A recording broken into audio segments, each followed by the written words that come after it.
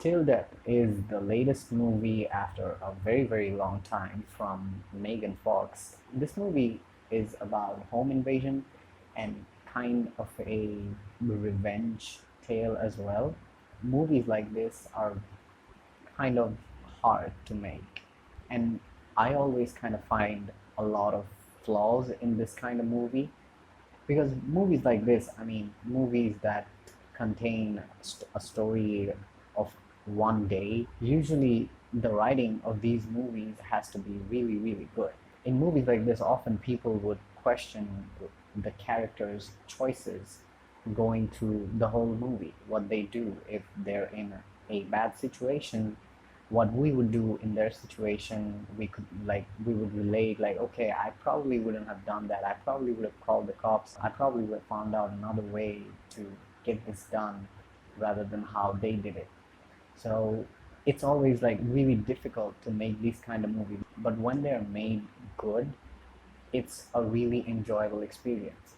And to name a few, I think the Hush movie is a very good one, and Your Next, Panic Room. So yeah, movies like those were made with care, and they made a lot of creative decisions for the characters in the movies that made those movies really good. But there are many movies like this where they don't really write their characters that well, or their decisions or the consequences. So that's why sometimes they get nitpicked a lot, and people find a lot of flaws in this movie. And yeah, it seems like an easy thing to do, but it's kind of very hard to give the audience a reason to tell them, like, okay, this character is not being able to call the calls because of this reason.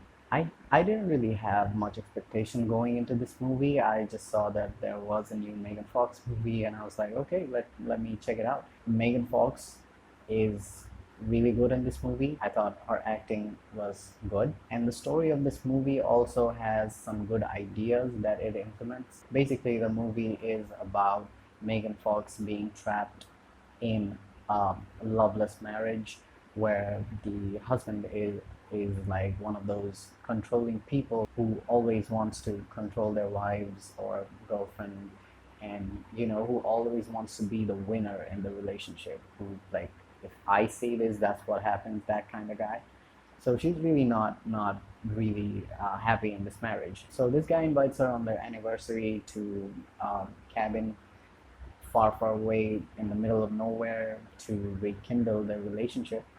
And the next morning, she wakes up, and the husband had already chained himself with her and just shoots himself in the head. And now she's chained with him, and there are home invaders as well coming in the house trying to kill her and rob the house. So she has to move around, escape this situation, cuffed with a dead body. So the premise is like really interesting. There are a lot of ways this movie could have gone, and a lot of ways this could have been bad, but it wasn't. They handled most of the situation really well, making this a revenge tale rather than a trap was probably a good decision, because the husband just doesn't kill himself. He sets up the whole thing so that she cannot escape after he is dead. So he put his plan into motion way before he died, and those play out. It's more like a Saw kind of game. So yeah, the movie is really interesting on those aspects. But the first thing that I said, these kind of movies get nitpicked a lot, and you look for faults. And I did, and I found a lot of faults, because towards the end of the movie there are a few decisions that you will not agree with. Watching certain people do certain things, you're gonna go like, why didn't she just do that instead of that? That would have been easier, that would have worked. So yeah, there are still things like that in this movie, but I would say this is not at all a bad movie, and in this genre this might be a new entry that people will like. So yeah, this movie had good acting, this movie had good planning, this movie was handled well, and this movie's setup was done very well, I would say.